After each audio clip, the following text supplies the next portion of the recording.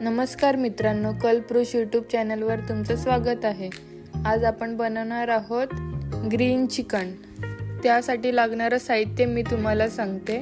सगळ्यात आधी चिकन स्वच्छ धुवून घ्या।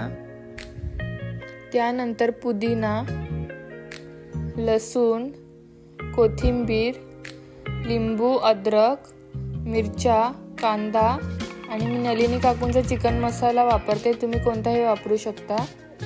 कसुरी मेथी, जिरं, मोहरी, हिंग, त्यानंतर हळद आणि मीठ। सगळ्यात आधी आपल्याला मसाला वाटून घ्यायचा आहे। त्यासाठी मिक्सर मध्ये कोथिंबीर, पुदिना,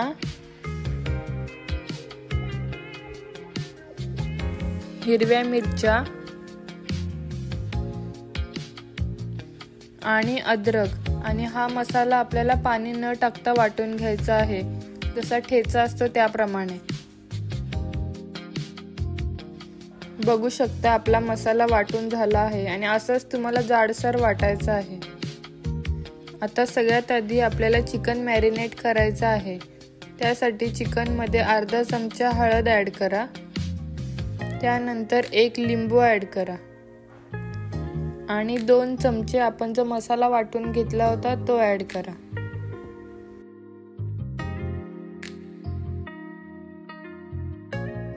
आता हा मसाला आपल्याला पूर्ण चिकनला लावून घ्यायचा आहे। चांगल्या प्रकारे मिक्स करून घ्या।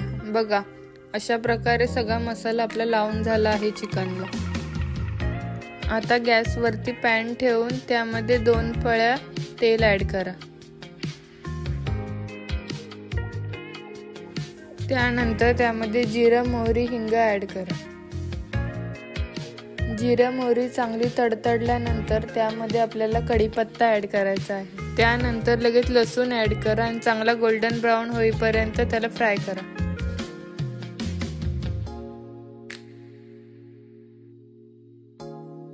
आता त्यामध्ये 1 वाटी कांदा ऍड करा आणि तो सुद्धा गोल्डन ब्राउन होईपर्यंत चांगला फ्राय करून घ्या। आता त्यामध्ये 2 चमचे चिकन मसाला ऍड करा। तुम्ही चिकन मसाला कोणत्याही ब्रँडचा वापरू शकता। आता आपल्याला हे चांगलं मिक्स करून घ्यायचं आहे आणि त्यामध्ये आपल्याला चिकन मॅरिनेट केलेले ऍड करायचं आहे। आता आपल्याला हे हाय फ्लेमवर चांगलं परतवून घ्यायचं आहे। आता त्यामध्ये आपल्याला चवीनुसार मीठ ऍड करायचं आहे आणि चांगलं मिक्स करून त्यावरती आपल्याला 15 मिनिटं झाकण ठेवायचं आहे। आणि ह्यामध्ये आपल्याला पाणी ऍड करायचं नाहीये, हे आपल्याला वाफेवरच शिजवायचं आहे। 15 मिनिटं चिकन आपलं चांगलं शिजलं आहे। आता ते चांगलं मिक्स करून घेऊया आणि अजून 5 मिनिटं आपण त्याला वाफेवर शिजवूया। बघू शकता आपलं हे ग्रीन चिकन रेडी आहे।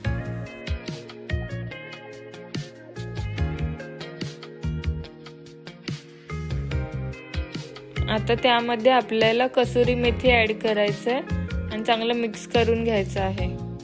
आपलं ग्रीन चिकन रेडी आहे। तुम्हाला ह्याची रेसिपी आवडली असेल तर तुम्ही नक्की ट्राय करून बघा आणि कमेंट बॉक्समध्ये सांगा।